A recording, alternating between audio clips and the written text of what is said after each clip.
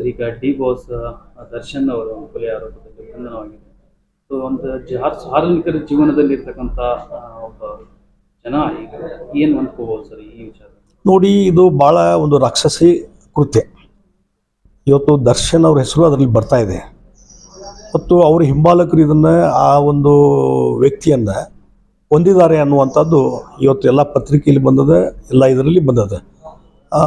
ರೇಣುಕಾ ಸ್ವಾಮಿ ಅನ್ನೋಂಥ ವ್ಯಕ್ತಿ ಪಾಪ ನೋಡಿ ಇನ್ನೋಸೆಂಟು, ಮತ್ತು ಒಬ್ಬನೇ ಮಗ ತಂದೆ ತಾಯಿಗೆ, ಮತ್ತು ಹೆಂಡತಿ ಗರ್ಭಿಣಿ ಇದ್ದಾಳೆ.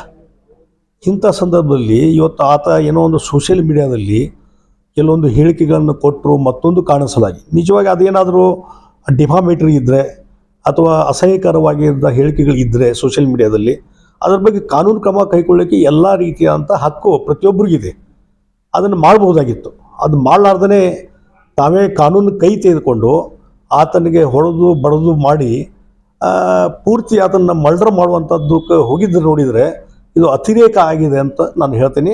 ಹೀಗಾಗಿ ಈ ರೀತಿ ಘಟನೆ ಪುನರಾವರ್ತಿ ಆಗಬಾರ್ದು. ವ್ಯಕ್ತಿಗಳು ಯಾರೇ ದೊಡ್ಡವರಿರಲಿ, ಆದರೆ ಅವರು ಇನ್ವಾಲ್ವ್ ಇದ್ದಾರೋ ಇಲ್ಲ ಅನ್ನೋದು ಎನ್ಕ್ವೈರಿ ಆದಮೇಲೆ ಆಗ್ತದೆ. ಆದರೆ ಅವ್ರ ಹೆಸರು ಬಂದದಂದ ಮೇಲೇ ಸಂಶಯಗಳು ಸ್ಟಾರ್ಟ್ ಆಗ್ತಾವೆ ಮತ್ತು ಅವ್ರ ಫಾಲೋವರ್ಸ್ ಇದನ್ನೆಲ್ಲ ಮಾಡಿದ್ದಾರೆ ಅನ್ನುವಂಥದ್ದು ಚಾಲು ಆಗಿದೆ. ಅದಕ್ಕಾಗಿ ಈ ರೀತಿಯಾದಂಥ ತಪ್ಪು ಮಾಡಿದಂಥ ವ್ಯಕ್ತಿಗಳು ಮತ್ತು ಭಾಳ ರಾಕ್ಷಸಿ ರೀತಿಯಿಂದ ಕೊಂದು ಹಾಕಿದಂಥ ಪ್ರವೃತ್ತಿ ಏನಿದೆಲ್ಲ ಇದು ಬಹುಶಃ ಯಾರೂ ಸಹಿಸಲಿಕ್ಕೆ ಸಾಧ್ಯನೇ ಇಲ್ಲ.